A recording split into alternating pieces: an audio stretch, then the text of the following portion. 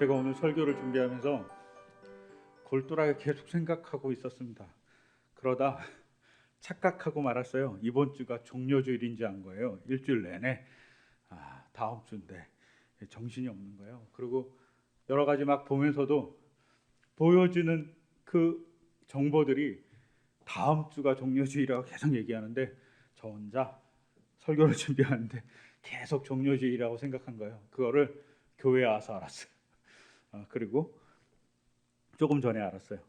그래서 어쩔 수 없이 종료주일 설교를 같이 나눠야 될 것 같아요. 제가 이렇게 부목사로 있을 때 담임 목사님들을 여러 명 섬겨본 적이 있습니다. 그분들에게 이렇게 여쭤봤어요. 어떤 설교가 제일 어렵습니까? 이렇게 여쭤봤더니 대부분의 목사님들이 이렇게 얘기했습니다. 뭐 장례식 설교도 어렵고 경조사 설교도 어렵고 헌신 예배 이건 특정 주제가 있어갖고 되게 어렵지만 무엇보다 제일 어려운 설교는 절기 설교다 이렇게 얘기하신 거예요. 절기라는 게 특정한 주제를 갖고 있고 목적을 갖고 있습니다. 그러니까 그거에 합당한 설교를 계속 해야 되는 거죠. 근데 제가 종료주일 설교를 2번 하게 생겼습니다. 이거 오늘 종료주일 설교를 준비해 버렸기 때문에 종료주일 설교를 그냥 1부, 2부 나눠서 한다고 생각하시고 들어주시면 좋으실 것 같아요. 다음 주를 준비하는 마음으로. 그러면서 종료주일을 생각해 볼 때 저는 가끔 예수님이 왜 예루살렘 성에 입성하셨을까 내내 고민이 되는 거예요. 저도 이번 주 내내 그걸 고민해서 아마 이번 주에 제가 종료주일이라고 생각했을지 몰라요. 그러면서 이렇게 마음속에 이런 생각이 드는 겁니다. 왜 예수님께서 예루살렘에 가실 때 그냥 가셔도 되는데, 그냥 가서 십자가에 달리셔도 되는데 나귀 타고 왕같이 괜히 입성하셔갖고 이것 때문에 백성들은 옷을 벗어갖고 막 나귀에 덮고 뭐 길에 깔고 뭐 그랬을 거 아닙니까? 그리고 구원해달라고 호산나라고 외쳤을 것입니다. 근데 왜 이러셨을까? 막 의문이 드는 거예요. 근데 기본적으로 알고 있는 정보들이 있죠. 첫째는 예언서와 전통에 따라서 메시아가 나귀를 타고 입성할 거라고 유대인들은 알고 있었다고 합니다. 그러니까 그것을 보여주기 위해서 입성했다. 예언의 성취이죠. 또한 이스라엘 백성은 왕이 말을 타고 입성하지 않고요. 왕은 나귀를 타고 입성했다라고 얘기합니다. 그러니까 왕으로서의 예수님, 왕으로서의 메시아를 증거하기 위해서 나귀를 타고 입성했다라고 얘기합니다. 이것도 일리가 있는 얘기입니다. 혹은 조금은 영적인 관점에서 자기의 권위를 드러내는 것만이 아니라 나귀라는 게 순종의 의미를 많이 갖고 있기 때문에 순종하는 모습으로 하나님께 순종하는 이미지로 나귀를 타고 왔을 수 있습니다. 또한 우리가 잘 아는 대로 겸손의 왕으로서 내가 왕이지만 지배자가 아니다. 내가 너희를 사랑하는 왕이다라는 것을 보여주기 위해서 겸손의 의미로 나귀를 타고 오셨다라고 얘기도 합니다. 또한 사회적인 관점에서는 로마 군들이 지배할 때 말을 타고 막 왔습니다. 건장한 말, 큰 말을 타고 왔죠. 그런데 그 제국은 유대를 짓밟았습니다. 노예화했죠. 근데 그런 제국주의적인 로마에 저항하는 모습으로 나귀를 타고 예수님께서 겸손의 모습으로 오셨다라고 해석하는 사람들도 있습니다. 또한 혹자는 이렇게 입성해야지 사람들이 열광하고 이런 열광의 위기를 느낀 제사장 집단들 혹은 유대인의 지도자 집단들이 예수님의 십자가에 못 박을 명분을 주기 위해서 이렇게 거창하게 들어왔다라고 얘기하시는 분들도 있습니다. 모두 합당한 이야기입니다. 근데 계속 묻게 되는 거죠. 왜 주님께서는 이렇게 나귀를 타고 모든 사람들의 이목을 집중시키면서까지 예루살렘에 들어오셨을까? 계속 묻게 되는 거죠. 그래서 저 개인적으로 이렇게 계속 질문하는 일주일 내내 들려왔던 목소리 하나가 있습니다. 그 목소리는 포기하지 않는 사랑이라는 말이었습니다. 그리고 더불어서 작년 9월인가 같이 나눴던 우리가 잘 아는 비유 중에 4가지 밥 비유, 씨 뿌리는 비유 있잖아요. 4가지 밥 비유가 같이 더불어서 생각났습니다. 4가지 밥 비유라는 게 이런 거잖아요. 농부가 씨를 뿌리러 나갔습니다. 씨를 뿌렸더니 어떤 씨는 길가에, 어떤 씨는 돌짝밭에, 어떤 씨는 가시덤불 속으로 들어가 버리고 어떤 씨는 좋은 밭에 떨어졌습니다. 우리가 잘 알지 않습니까? 길가는 전혀 듣지 않는 사람, 그리고 돌짝밭은 처음에는 그 말씀을 잘 듣다가, 씨앗이 말씀을 상징하니까 그 말씀을 잘 듣다가 고난이 찾아오면 말씀을 저버리는 사람, 가시덤불은 재화의 유혹과 염려 때문에 그 말씀을 제대로 키우지 못하는 사람, 이런 것들을 상징합니다. 이 세 상징을 버리고 따라가는 것이 좋은 밭이라고 얘기합니다. 그리고 좋은 밭은 오늘 본문대로 100배, 60배, 30배의 결실을 맺는다고 얘기하고 있습니다. 근데 이 잘 아시는 대로 이 씨앗은 말씀이고 이 밭은 사람이잖아요. 사람의 마음이니까 사람입니다. 그런데 저는 이 포기하지 않는 사랑이라는 이 단어와 이 문구와 더불어서 왜 네 가지 밭이 생각났냐면 말씀을 뿌리는 밭이 좋은 밭만 아니었기 때문입니다. 말씀을 뿌리는 그 밭이 나쁜 새 밭도 포함되어 있는 거죠. 그 좋은 밭 옆에 있는 거잖아요. 근데 그냥 저에게 느껴지는 것은 그 새 밭도 좋은 밭의 가능성을 가지고 있는 것이 아닐까. 길가 밭도 듣지 않는데 씨앗이 뿌리 내릴 수 없는데 일부러 뿌려서 네가 좋은 밭이 되길 원해. 돌짝밭은 돌이 많아갖고, 아니 돌이 커갖고 도저히 뿌리를 내릴 수 없는데 네가 돌이 흙이 될 때까지 내가 곱게 혹은 갈아줄게라고 얘기하면 씨를 뿌리는 것은 아닌지, 가시덤불에 막 찔려갖고 곡식이 자랄 수 없는 그곳에 곡식을 뿌리면서 가시덤불이 재해질 거라고 재하자고 나랑 같이 얘기하시는 예수님의 목소리 아닐까, 좋은 밭이 되게 하기 위한 뿌림이 아닐까라는 생각이 들었습니다. 이것을 조금 더 구체적으로 보면 길가는 말씀이 선포되는데 전혀 듣지 않는 사람들입니다. 귓등으로도 듣지 않습니다. 길가라는 것이 사람이 지나가고 딱딱해진 밭입니다. 너무 딱딱해지니까 씨앗이 뿌리를 내릴 수 없는 거죠. 이것은 마음이고 사람이라면 사람의 마음이 딱딱해진 사람, 전혀 남의 이야기를 듣지 않는 사람, 편협한 사람, 혹은 너무나도 자기 생각에 확고부동해서 남을 무시하는 사람, 이런 사람들이 길가에 마음을 가진 사람들일 겁니다. 이렇게 확고부동한 이유는 뭡니까? 첫째는 자신의 권력을 유지하기 위해서이지 않을까 싶습니다. 유대인들 사회에서 권력을 가진 사람들이 제사장들이고 그리고 법을 다루던 율법학자들입니다.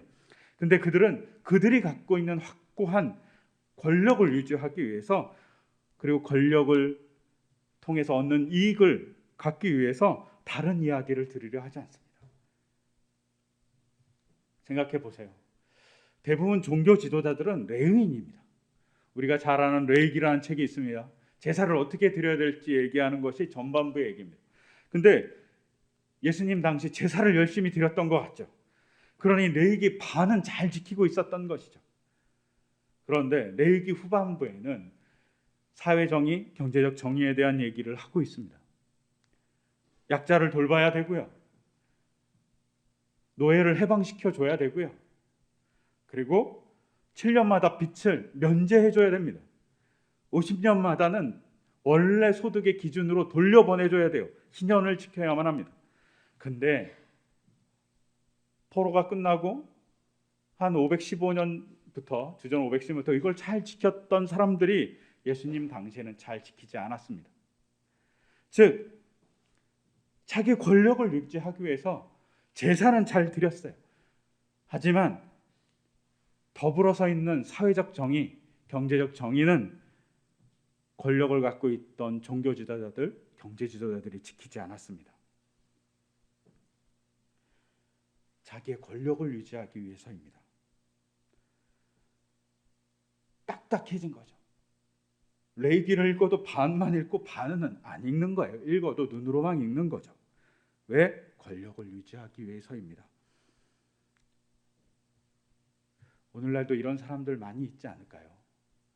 자기 권력을 유지하기 위해서, 혹은 자기의 부를 유지하기 위해서 우리가 어렸을 때 배웠던 공정함, 어렸을 때 배웠던 듬직함이라는 살아가는 사람들이 많습니다. 정치인들이 정직을 버렸고요. 사법부가 정직을 버렸고요. 경제인들이 공정을 버렸습니다. 그 대표적인 예가 우리가 막 지금 등장하고 있잖아요. 부동산 투기 같은 일입니다. 불공정한 낙하산 인사입니다. 불법적인 채용 같은 일이 벌어집니다. 법을 자기 마음대로 재단하는 일들, 권력을 유지하기 위해서입니다. 그리고 그것을 통한 이익을 얻기 위해서죠. 이런 모습이 자기 마음을 딱딱하게 만듭니다. 또한 길과 같은 사람의 두 번째 유형은 사상에 편향된 사람들입니다. 인간의 사상이 완벽하지 않아요. 뭐가 완벽한 게 있겠습니까? 진보도 완벽하지 않고요. 보수도 완벽하지 않습니다. 근데 자기만 완벽하다고 얘기하는 것은 편향되고 잘못된 것입니다. 서로 대화하고 서로 이야기해야 됩니다. 그런데 그러지 않는다는 거죠. 왜 그럴까요? 자기가 갖고 있는 생각을 바르다고 얘기하여야 하기 때문에 남을 무시하는 겁니다. 예수님 당시 바리새인들과 사두개인이란 사람들이 있었습니다. 바리새인들은요, 율법이 너무나도 중요하고 경건이 너무나도 중요했어요. 그러니까 경건하지 않은 사람은 나쁜 사람인 거예요. 경건도 중요하죠. 근데 더불어서 사랑이 같이 가야 되는데 이 두 개를 같이 가지 않고 경건만 이야기한 거죠. 그러다 보니까 문제가 발생합니다. 하나님의 사랑은 보지 못하는 거죠. 이것에 대해서 반기를 들었던 사람들이 존재합니다. 누구냐면 사두개인들입니다. 사두개인들은 제사장 전통을 갖고 있는 사람들이에요. 그런데 이 제사장 전통을 갖고 있는 사람들이 조금 공부를 많이 하다 보니까 헬라 문화에 취했습니다. 헬라 문화에 취하다 보니까 헬라에 많이 치중한 사람들이 존재했던 거죠. 그래서 제사장임에도 불구하고 어떤 사람들이 존재하냐면 할례하는 것을 창피하게 생각하는 사람들이 존재했습니다. 유대 문화에 대해서 천시하는 거죠. 유대인들이 갖고 있는 신앙의 전통을 유지하기 위한 많은 장치들을 대단히 후진 문명이야 라고 생각한 겁니다. 선진 문명인 헬라를 쫓아가야 돼 라고만 생각하는 것이죠. 이런 모습이 우리에게도 있지 않습니까?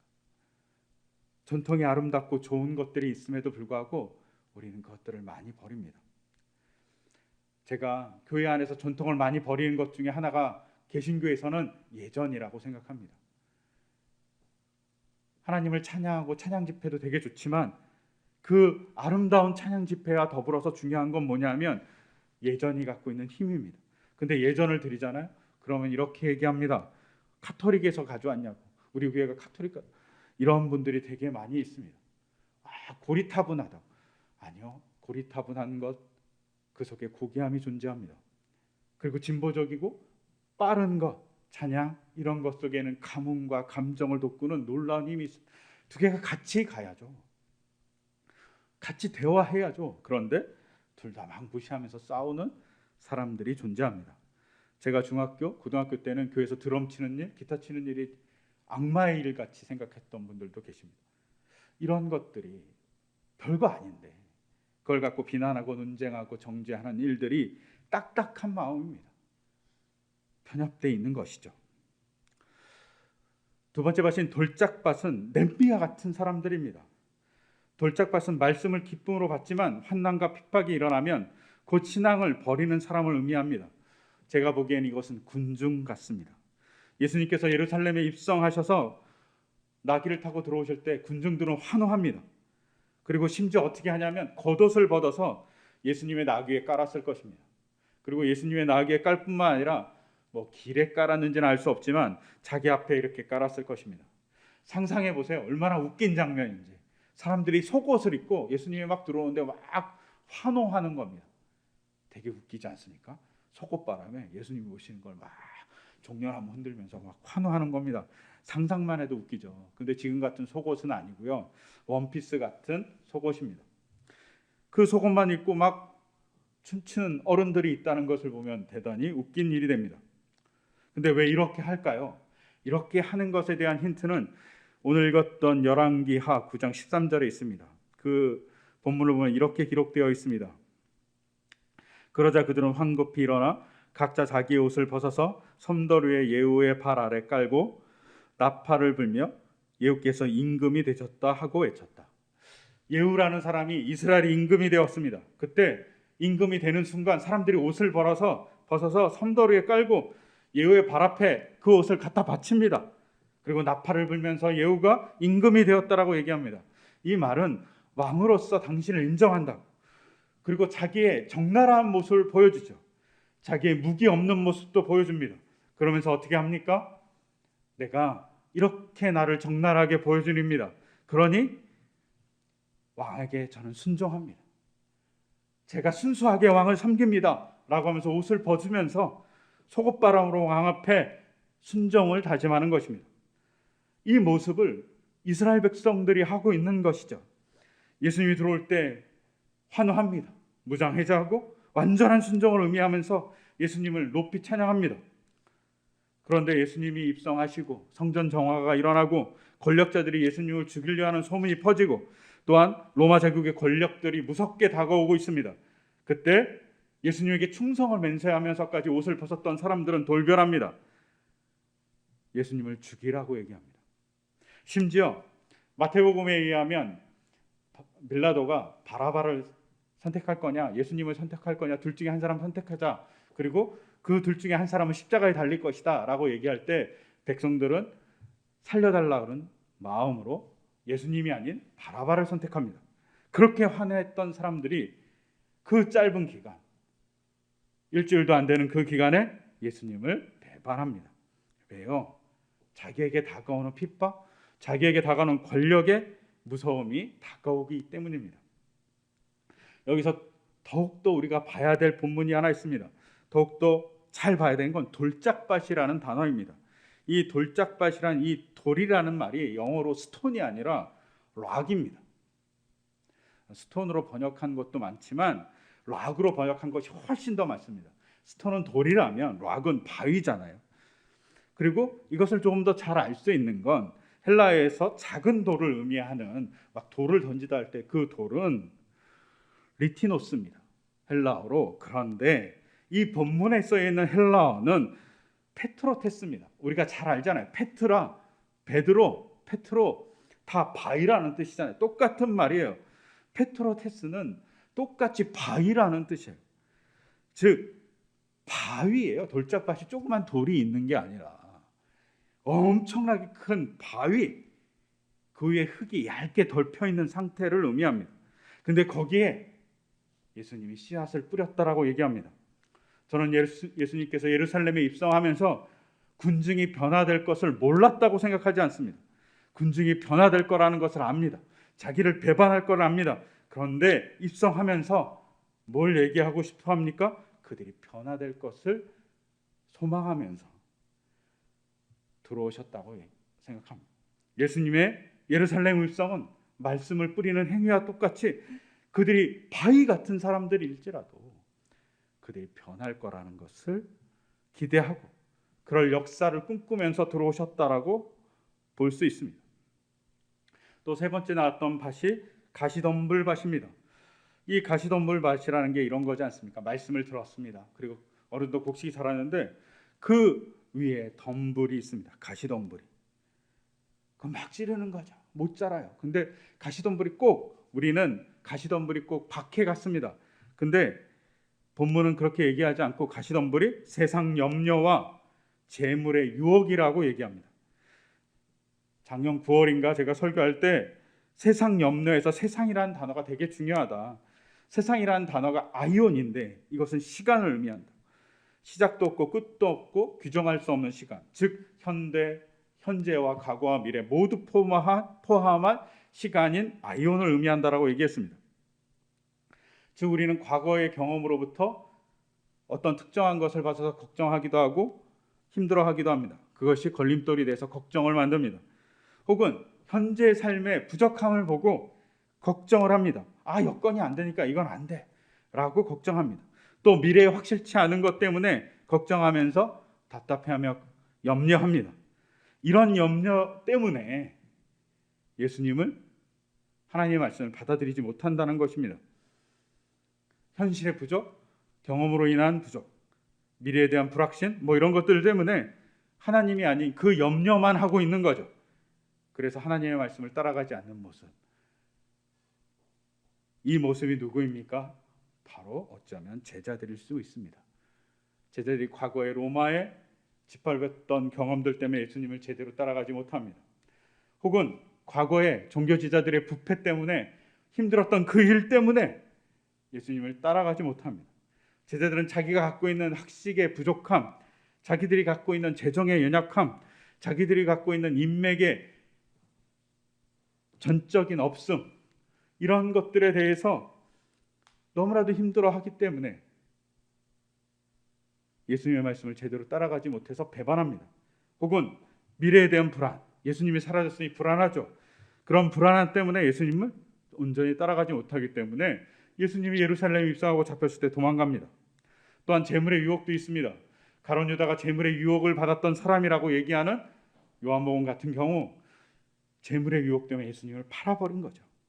근데 이 우리가 재물의 유혹에서 유혹이라는 이 단어가 있습니다. 유혹이라는 이 헬라어가 아파테인데 아파테이라는 헬라어가 유혹과 기쁨이라는 뜻을 모두 갖고 있기 때문입니다. 즉 재물의 기쁨을 갖기 위해서 예수님을 팔아버린 사람이 존재할 수 있다는 거죠. 그것이 가로진 유다일 수 있습니다. 자기의 기쁨을 갖기 위해서 남의 기쁨, 남의 생명을 팔아버린 사람입니다. 이런 것들이 가시밭입니다. 막 우리를 지르죠. 이런 염려, 이런 기쁨, 이런 유혹 우리에게도 언제나 찾아옵니다. 우리가 실패했는데 이런 것들이 우리를 옥죄고 힘들게 만듭니다. 그런데 예수님이 저는 예루살렘에 입성하면서 이 세 가지 분류의 사람, 길가 같은 사람, 돌짝밭 같은 사람, 가시덤불 같은 사람, 그 사람들을 모르지 않으셨을 거라고 생각합니다. 그리고 그 사람들이 살고 있는 마음, 그것은 난공불락의 성 같은 거죠. 예루살렘이 난공불락의 성 같았던 것 같이 그들의 마음은 난공불락의 성입니다. 근데 예수님이 길가 같은 난공불락을 침투해서 들어오시는 것이 예루살렘 입성입니다. 혹은 예수님께서 바위가 커서 도저히 쪼개질 것 같지 않은 돌짝밭, 바위밭이죠. 살짝 흙만 있는 그 바위밭에 그 쪼개짐을 하기 위한 침투로서 당당하게 걸어 들어오시는 것이 예루살렘 입성 같습니다. 또한 가시덤불, 가시를 치우는 것이 고통입니다. 근데 그 고통을 감내하면서도 들어오시는 일, 그것이 예루살렘 입성과 같은 일이라고 생각합니다. 너희가 좋은 밭이 될 수 있어 라는 가능성에 들어오심, 그것이 예루살렘 입성이지 않을까 생각합니다. 제가 이 설교를 준비하면서 아이를 키우는 것에 대한 생각을 좀 해봤습니다. 사실 아이에게 사랑해 주는 건 정말 합당하지도 않고 어떤 면에서는 약간 이상합니다. 왜냐하면 우리가 이렇잖아요. 은혜를 받았으면 은혜를 갚는 게 당연한 일이고, 또 보살핌을 받았으면 그 보살핌에 보답하는 것이 당연한 일입니다. 그렇게 보자면 사실은 부모에게 잘하는 게 당연한 일입니다. 저도 그걸 못해요. 근데 우리가 한번 생각해 보죠. 아이에게 하는 것, 그것과 부모에게 하는 것, 어떤 게 더 큰지요. 내리사랑이라고 아이에게 하는 거 10분의 1만 해도 우리는 어쩌면 효자, 효녀 이런 얘기를 들을 겁니다.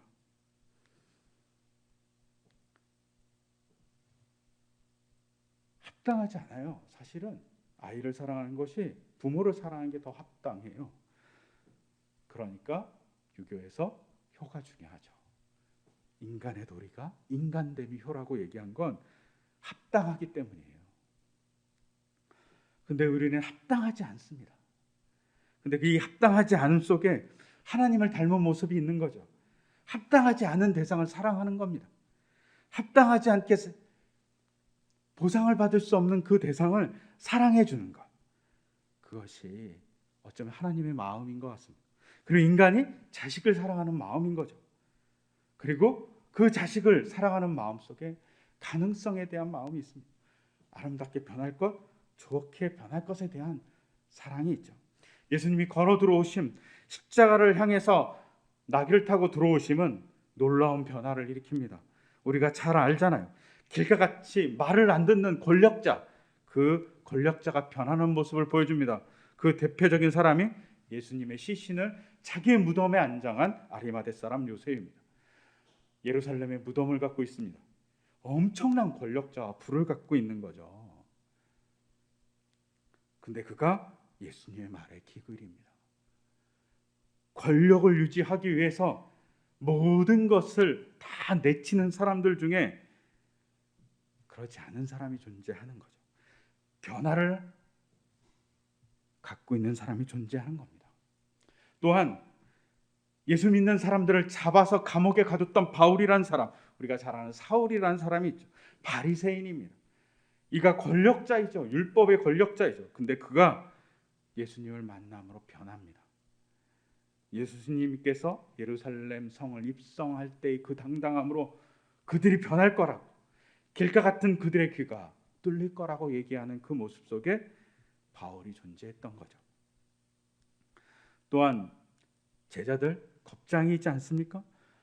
그들은 걱정도 많고 유혹도 많습니다.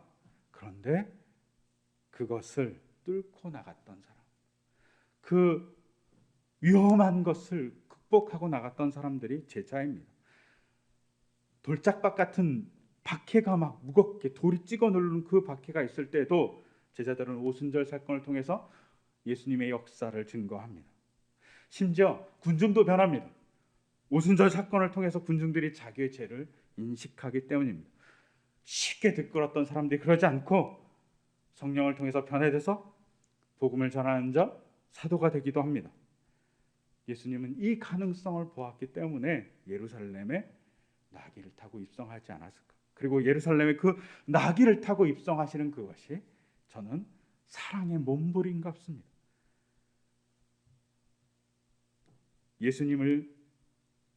예수님의 말씀을 듣지 않았던 사람들이 있음에도 불구하고 말씀을 전했고, 냄비같이 뜨거워졌다가 금방 시끄러질 것 같은 사람임에도 불구하고 말씀을 전하셨고, 많은 염려와 재물의 유혹에 넘어질 줄 아시면서도 말씀을 전해주십니다.